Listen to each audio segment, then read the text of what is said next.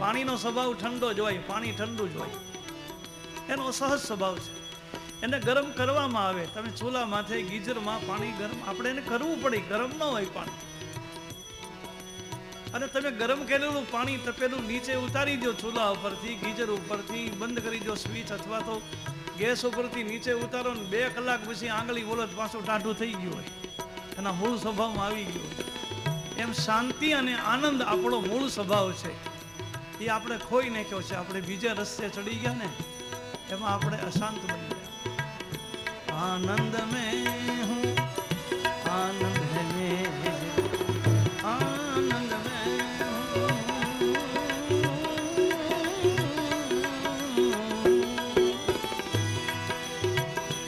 आनंद में हूँ, आनंद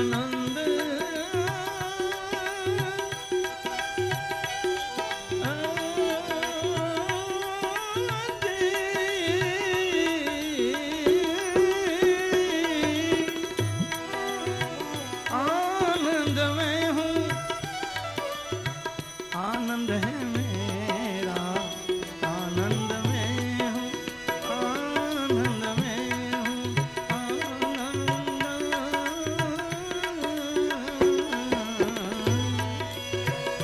आनंद में हूँ, आनंद है मेरा, आनंद में हूँ, आनंद है मेरा. अजब है ये मस्ती,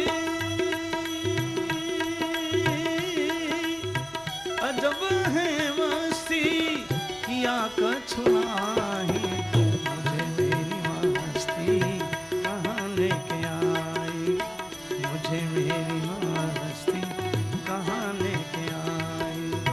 जहाँ मेरे अपने, जहाँ मेरे अपने, जहाँ मेरे अपने सिवा कछु नाही, मुझे मेरी मस्ती कहाँ लेके आई, मुझे मेरी मस्ती कहाँ लेके. નારદજીને મસ્તી લાગે, સમાધિ લાગે. નારદજી વાત કરે વ્યાસજીને, પછી તો મને ચિંતા થવા લાગી. અરે હરિભજનમાં આનંદ છે, એ આનંદ બીજે ક્યાંય નથી. સંસારમાં વિષય આનંદ છે, ભજનમાં ભજનાનંદ છે, અને પરમાત્મા મળી જાય તો પરમાનંદ છે. વિષયાનંદ તો કડવો છે, સંસારનો આનંદ તો કે એને આનંદ ન કહેવાય. સંસારના પદાર્થોમાંથી એનો લૌકિક શબ્દ છે મજા, ભૌતિક શબ્દ એની મજા છે. મજા આવી નથી કહેતા, બહુ મજા આવી. આનંદ શબ્દ બહુ ઊંચો છે, સંસાર માટે વાપરવા જેવો શબ્દ નથી, આત્મિક શબ્દ છે. સંસાર માટે વપરાય, લહેર છે, બરાબર છે, મજા આવે, એ બધા શબ્દો બરાબર છે. નારદજીને એમ કે મારી માં હું મોટો થાયશ તો મને પરણાવશે, વળી મને સંસારમાં નાખશે. મારે લગ્ન નથી કરવા, મારે સંસારમાં જવું નથી. સંસાર દુઃખનો દરિયો છે. હું નિત્ય હરિને પ્રાર્થના કરું, હે હરિ તમારી માયામાંથી મને બચાવો, મારે માયામાં જવું નથી. અને પરમાત્માને આપણે કહેવું પડે, કીધા વગરનું ભગવાન કામ કરતા નથી. મંદિરે જઈને પરમાત્માને ભલામણ કરવી પડે કે હરિ મને માયામાંથી મુક્ત કરો, મને મોહમાંથી મુક્ત કરો, મને અભિમાનમાંથી મુક્ત કરો. આવી ભલામણ પરમાત્માને કરીએ ને તો ભગવાન કામ કરે. નહીતર પરમાત્મા આપણી ઈચ્છા વિરુદ્ધ તો કાંઈ ન કરે, કારણ કે આપણે સ્વતંત્ર છીએ આત્માના રૂપે. પરમાત્માએ કીધું કે મેં મનુષ્યને બધું આપ્યું, બુદ્ધિ આપી, મન આપ્યું, ઇન્દ્રિયો આપી, અને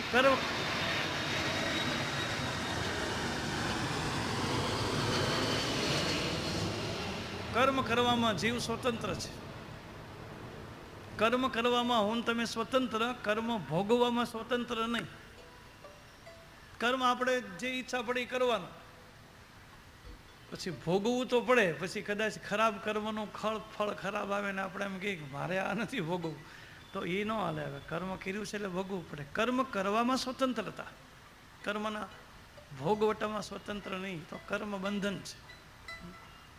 પોઈઝનની શીશી કે બોટલ પી જાય, ઝેર પી ગયા પછી એમ કહે હવે મારે મરવું નથી, હા, તો એ ન હાલે. પછી 100% મરવું જ પડે, તો પછી તે પીધું શું કામ નહીં? તો ન પીવું જોઈએ. આપણને કોઈ કીધું નથી, આપણી રાજી ખુશીથી આપણે પીધું છે, સાવધ બુદ્ધિથી પીધું છે. કોર્ટની ભાષામાં કહેવું હોય તો કોઈની સેહ શરમમાં આવ્યા વિના સાવધ બુદ્ધિથી અને રાજી ખુશીથી જ્યારે પીધું છે, અને પછી એમ કહી હવે આપણે મરવું નથી, તો એ મરવું જ પડે. એટલે ભોગવટામાં સ્વતંત્રતા નહીં, ભોગવવા તો બંધન છે. કર્મ કરવામાં સ્વતંત્ર, એટલે જ કીધું વિચારીને કર્મ કરો, જે કરશો એ ભોગવવું પડશે, મારે તમારે. એટલે પરમાત્માને ભલામણ કરવી પડે, હરી મને આમાંથી બચાવો. નારદજી કે એમાં ભગવાને એવી કૃપા કરી કે એક દિવસ મારી માં ગાય દોવા બેઠી સાંજે, સંધ્યા વખતે ગાય દોતી હતી ને ક્યાંકથી સર્પ આવ્યો ને મારી માતાને સર્પ કરડ્યો. સર્પના દંશથી મારી માતાને ઝેર ચડ્યું અને મારી માતા કાળ ધર્મને પ્રાપ્ત થઈ, મારી માતાનું મૃત્યુ થયું. મને થોડુંક દુઃખ તો લાગ્યું કે મેં જનેતાને ગુમાવી, પણ એક આનંદ એ થયો જે કંઈ ભગવાને કર્યું સારા માટે કર્યું. મારી માં જો જીવતી હોત તો મને પરણાવત, મને પરણે માયામાં નાખત. આ સારું છે, હું સાવ નિર્દ્વંદ થઈ ગયો, છૂટો થઈ ગયો. મારી માતાની જે કંઈ ક્રિયા કરવાની મેં કરી નાખી, અને પછી તો હું સાવ નિર્દ્વંદ. એટલે પછી તો અને મને હરિભજનમાં આનંદ વધવા લાગ્યો. ધીરે ધીરે ધીરે મને સમાધિનો ગાળો વધવા લાગ્યો. પછી તો અડધો અડધો દિવસ હું સમાધિમાં બેસું, અને પછી હૃદયમાં નારાયણનું બસ એ ચિત્ર જોઉં કે ચતુર્ભુજ નારાયણ મારા હૃદયમાં બેઠા છે. બસ ઓમ નમો ભગવતે વાસુદેવાય. એક તો મારી નાની ઉંમર, એમાં નિર્મળ મન, સહજ મિબલ મન લાગી સમાધિ. નિર્મળ મનવાળાને સમાધિ લાગતા શું વાર લાગે? અને પછી તો બે નૈનની વચ્ચે જે આ ખાલી જગ્યા છે, જે બે ભ્રમરની વચ્ચે આ ખાલી જગ્યા, એને જ ભ્રમર ગુફા કહેવાય. ત્યાં મને સફેદ પ્રકાશની અનુભૂતિ થઈ. યોગીઓને પ્રકાશનો અનુભવ થાય છે, યોગીઓને એ અહીંયા ભ્રમરમાં થાય, બે નૈનની વચ્ચે. ચાંદલો જે કરવામાં આવે ને, બહારથી આપણે ચાંદલો કરીએ ને, એ ખાલી નિશાની છે. બહારથી ચાંદલો કરી અને એમ બતાવવામાં આવે છે કે તમે જો મહેનત કરો, તમે જો થોડું ચિંતન કરો તો તમને આ જગ્યાએ પ્રકાશનો અનુભવ થશે. એની એંધાણી તરીકે બહારથી ચાંદલો કરવામાં આવે છે. કબીરે લખ્યું ને,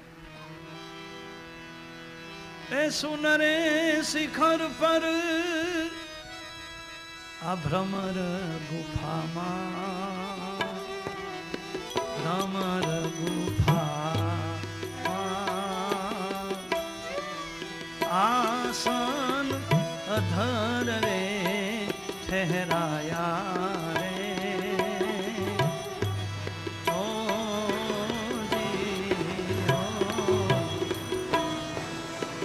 સુનરે શિખર પર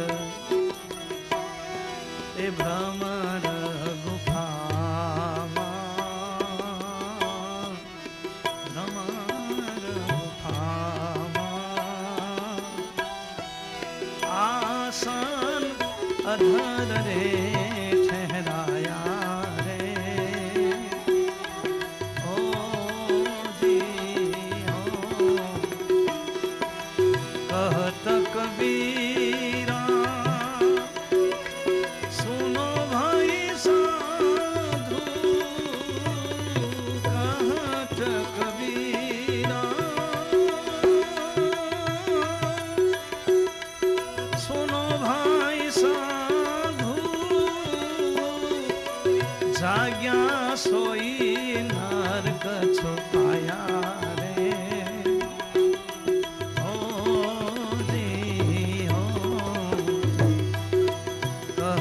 કબીરા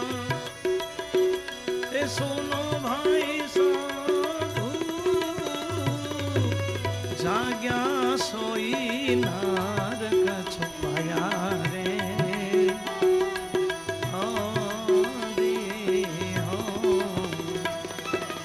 ઇતના તો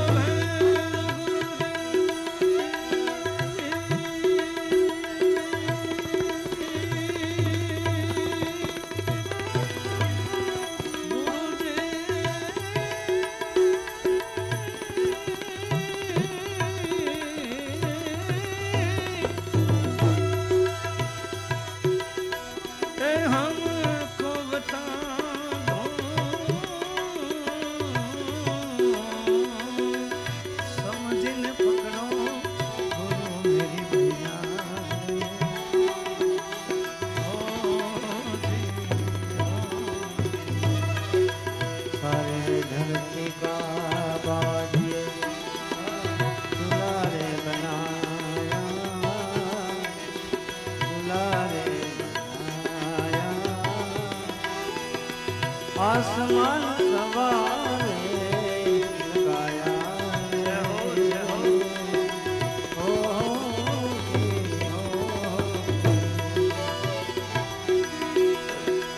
ચાર ચાર જોગ કી લકડી જલાવે ચાર ચાર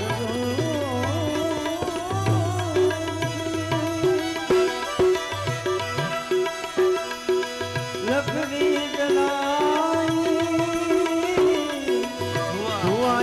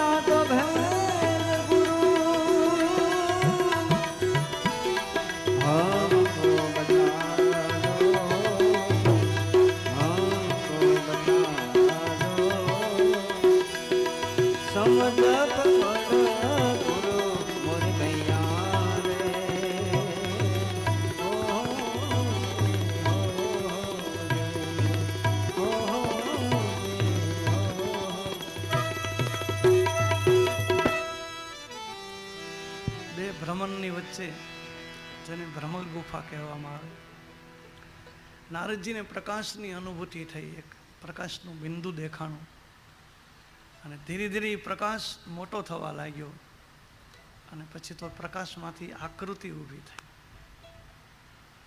હૃદયમાં જે હરિનું દર્શન કરે એ હરિ નારદજીને બહાર દેખાય. નારદજી કે મેં આંખ ખોલી તો મારી સામે ભગવાન શ્રી હરિ ઊભા છે. જે હરિને હું અંદર જોતો હતો એ જ હરિ મારી આગળ ઊભા છે. હું નારાયણના ચરણે પડી ગયો, ભગવાનને પગે પડ્યો. ભગવાને મારા માથા ઉપર હાથ મૂક્યો, વરદાસ્ત. પૂછું શું જોઈએ બેટા? નારદજી કીધું કે આ દુનિયામાં મારું કોઈ છે નહીં, હું એકલો જ છું. એટલે હે હરિ, હવે તમે જ્યાં જાઓ ને ત્યાં મને સાથે લઈ જાઓ. મારે કંઈ જોતું નથી, તમારી સાથે જ રાખો. ભગવાને કીધું નારદજી, તારું શરીર માયાનો બનેલો છે ને, માયિક શરીર છે, પંચભૌતિક છે, હાડ માંસનું બનેલું શરીર છે. આ શરીરે તો મારી સાથે ન આવી શકે, કારણ કે અમારા લોક છે એ તો દિવ્ય લોક છે. પણ તારું પ્રારબ્ધ કર્મ પૂરું થાય, આ શરીર તારું શાંત થાય પછી હું વિમાન મોકલાવીશ, વિમાનમાં બેસીને તું મારા લોકમાં આવજે. આટલું કહી અને ભગવાન અંતર્ધ્યાન બન્યા. પણ જ્યારથી મેં હરિનું દર્શન કર્યું ત્યારથી જગત મારી આંખોમાંથી નીકળી ગયું. બસ પછી તો હું જ્યાં જોઈને મને બસ વહી દેખાય, એ જ મૂર્તિ દેખાય. જીથર દેખતા હો ઉધર તો હી તું હો. બસ. અને હું તો પછી નિત્ય ભજનમાં ડૂબવા લાગ્યો. એમ કરતાં કરતાં ઘણો સમય નિર્ગમ થયો. મારું પ્રારબ્ધ કર્મ પૂરું થયું, મારું મૃત્યુ થયું, શરીર મારું શાંત થઈ ગયું. આ શરીર પંચભૌતિક છોડી દીધું. પરમાત્માનું વિમાન આવ્યું. વિમાનમાં બેસી અને હું વૈકુંઠમાં ગયો. વિષ્ણુ ભગવાને મને જ્યારથી અપનાવી લીધો ત્યારથી હે વ્યાસજી, હવે મને જન્મ નથી, હવે મને મૃત્યુ નથી, મને સુખ નથી, દુઃખ નથી. હું 14 લોકમાં ફરું છું, હાથમાં વીણા લઈ નારાયણનું કીર્તન કરું છું. બસ પરમાનંદમાં છું, બધું છૂટી ગયું છે. મને જે આ ભૂમિકા મળી છે ને એની પાછળ સત્સંગનો જ મહિમા છે.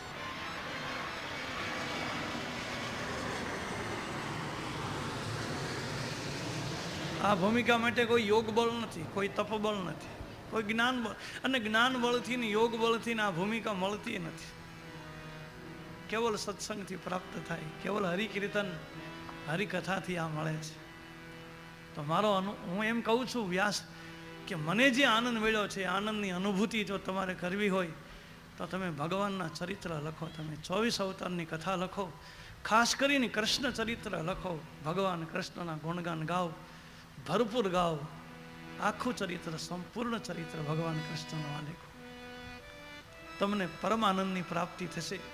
વ્યાસે કીધું પણ મારી આગળ કોઈ રસ્તો નથી, મારી આગળ કોઈ સૂઝ નથી, મારે કઈ રીતે કથા લખવી. નારદજી કીધું બધું થઈ જશે, તમે ખાલી સંકલ્પ કરો નહીં, ભગવાન બધી અનુકૂળતા કરી દેશે. નારદજી ત્યાંથી નીકળ્યા છે, સીધા વૈકુંઠમાં ગયા. વિષ્ણુ ભગવાનને કીધું મહારાજ નારદજીને તમારા અવતાર ચરિત્રો લખવા છે, એની ઉપર કૃપા કરો વ્યાસ ઉપર. વિષ્ણુ ભગવાને 4 શ્લોકનું ભાગવત, જેને ચતુશ્લોકી ભાગવત કહેવાય, એ 4 શ્લોક ભાગવતના બ્રહ્માજીને આપ્યા. બ્રહ્માજી એ 4 શ્લોક નારદજીને આપ્યા. અને બ્રહ્માએ કીધું નારદને કે આ 4 શ્લોક તમે વ્યાસને આપી આવો ને, એમ કહો કે આ 4 શ્લોકમાંથી વિસ્તાર કરો. એટલે નારદજી 4 શ્લોકનું ભાગવત લઈ અને વ્યાસ આગળ આવ્યા અને કીધું કે આ ભગવાન શ્રી હરિનો પ્રસાદ છે, એના હાથે આપેલો, તમે આની ઉપર વિસ્તૃતથી લખો, 4 શ્લોકનો વિસ્તાર કરો. પછી તો વ્યાસ ભગવાન નારાયણનું સ્મરણ કરી અને ભાગવતની કથા લખવા બેઠા. એ 4 શ્લોકનો વિસ્તાર કર્યો. 4 શ્લોકમાંથી 18,000 શ્લોક બનાવ્યા, 365 અધ્યાય બનાવ્યા, 12 સ્કંધ બનાવ્યા. અને એ આખું જે શાસ્ત્ર તૈયાર થયું એને ભાગવતની કથા કહેવામાં આવે છે. પણ કૃષ્ણ લીલા પેટ ભરીને ગાય છે, મન ભરી. અને સુખદેવજી મહારાજ 10મા સ્કંધમાં નાચ્યા છે, ભાગવતના ગ્રંથને માથે મૂકી. નહીતર 10મા સ્કંધમાં કૃષ્ણની કથા એક ગ્રસ્થની કથા છે, સંસારીની કથા છે. કૃષ્ણ એક માલધારીનો છોકરો છે, જશોદા સ્ત્રી છે, માલધારી છે. પણ ગ્રસ્થની કથાને માથા માથે મૂકી અને સુખદેવ જેવો યોગી માણસ નાચવા મળે કે ધન્ય છે ભાગવતને, ધન્ય છે કૃષ્ણને, ધન્ય છે ગોકુળને. જૈતે તે ધિકામ જન્મના વ્રજ સરિત ઇન્દિરા શશ્વત દ્રય. જય હો વૃંદાવન, જય હો ગોકુળ, જય હો. હે કૃષ્ણ, તમારા પ્રાગટ્ય પછી વ્રજ ધન્ય બન્યું છે, બાપ ગોકુળ ધન્ય બન્યું છે. તમારા પ્રાગટ્ય પછી ભગવાન આવ્યા, પછી શ્રી લક્ષ્મીજી અહીંયા નિત્ય નિવાસ કર્યો. શ્રેયત ઇન્દિરા શશ્વત દ્રય. નિત્ય રીતે વ્રજ અને ગોકુળમાં લક્ષ્મીજીનો નિત્ય વાસ થયો છે, રિદ્ધિ સિદ્ધિનો વાસ થયો છે. કૃષ્ણ તમારા પ્રાગટ્ય પછી. એ કથાને સુખદેવજી માથા ઉપર નાચી લઈને નાચે. અને એવી શાંતિ વ્યાસ ભગવાનને થઈ કે બસ હવે કાંઈ લખવાનું બાકી નથી, હવે કાંઈ બોલવાનું બાકી નથી. છેલ્લે ઊંચા હાથ કરી અને કલિયુગના લોકોને કહી દીધું બસ હરિનામનો આશ્રય કરો. કલિયુગના લોકોને હું કહું છું કે બધા જ કલિયુગના દોષમાંથી બચવા માટે બીજા કોઈ સાધન કરવાની જરૂર નથી, મહેનત કરવાની જરૂર નથી. જ્યારે યાદ આવે ત્યારે હરિનામનો ઉચ્ચાર કરો. હરેર નામ, હરેર નામ, હરેર નામ કેવલમ કલી નાસ્તે નાસ્તે નાસ્તે ગતિ. ભાગવતની કથા લખાઈ ગઈ, ભગવાન વ્યાસને પરમ શાંતિ મળી ગઈ. અને પછી તો નામ સંકીર્તનનો મહિમા ગાયો છે. નામ સંકીર્તનમ યસ્ય સર્વ પાપ પ્રણશ્યતિ પ્રણામો દુઃખશમનમ તમ નમામિ હરિપરમ. જેનું કીર્તન કરવાથી બધા જ પાપનો નાશ થાય છે. રામ કહો, કૃષ્ણ કહો, શ્યામ કહો, શિવ કહો, ભગવતી કહો, ભવાની કહો, કોઈ પણ નામ લો તમે. જનાર્દન કહો, કેશવ કહો, મુકુંદ કહો, માધવ કહો, ગોવિંદ કહો, વિઠ્ઠલ કહો. જય જય વિઠ્ઠલ વિઠ્ઠલ વિઠ્ઠલા. જય જય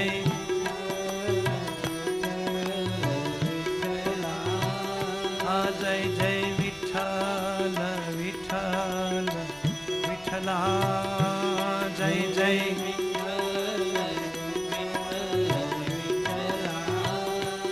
જય જય વિઠ્ઠલ વિઠ્ઠલ વિઠ્ઠલા. જય જય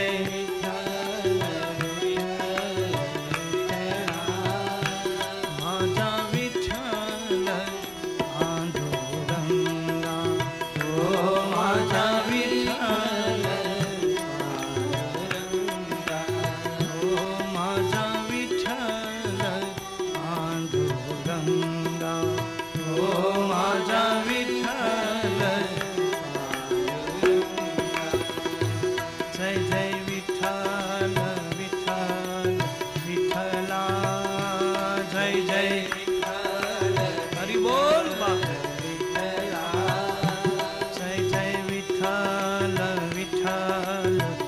વિઠ્ઠલા જય જય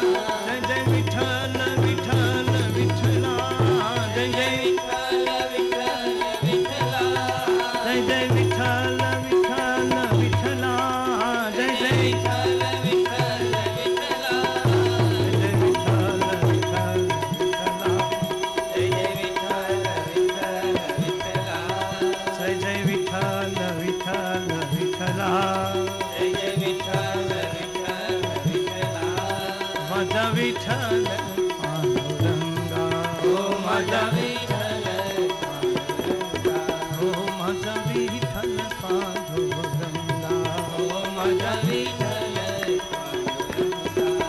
માજા વિઠ્ઠલ પાંડુરંગા ઓ માજા વિઠ્ઠલ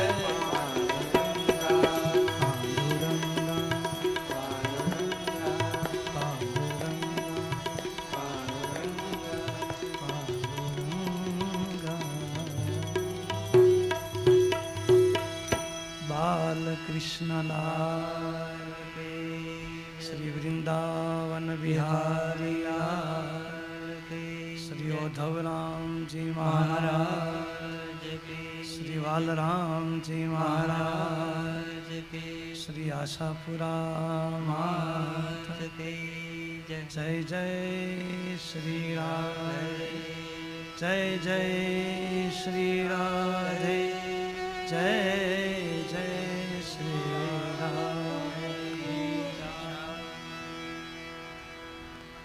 વ્યાસ ભગવાને ભાગવતની રચના કરી, પરમ શાંતિની ઉપલબ્ધિ થઈ. પણ પછી વ્યાસને એમ થયું કે આટલી ઉત્તમ કથા લખાણી છે, ભગવાનનું દિવ્ય ચરિત્ર, તો આ કથા મારે આપવી કોને? અધિકારી સિવાય તો કથા ગમે ને તો આપી ન દેવાય. વ્યાસ ભગવાન વિચાર કરે કે હું ભગવાન શિવની ઉપાસના કરું અને શિવ મને ઉત્તમ કોઈ પુત્ર આપે તો આ કથા હું મારા દીકરાને આપું. વ્યાસ સંતાનની ઈચ્છા રાખે છે, કારણ કે વ્યાસ ભગવાનને ત્યાં જો પુત્ર થાય તો વ્યાસને દીકરાને વારસામાં સંપત્તિ નથી આપવી, પણ વ્યાસને દીકરાને વારસામાં શાસ્ત્ર આપવું છે. એટલા માટે દીકરાની અપેક્ષા છે. એટલે વ્યાસ ભગવાન શિવની ઉપાસના કરે છે, ભગવાન શંકર મને એક ઉત્તમ પુત્ર આપે. હવે શિવ તો ઔઢરદાની છે, આશુતોષ પ્રભુ ઔઢરદાની, આરતી હર દીન જન જાની. શિવ જેવું તો કોઈ ઉદાર નહીં.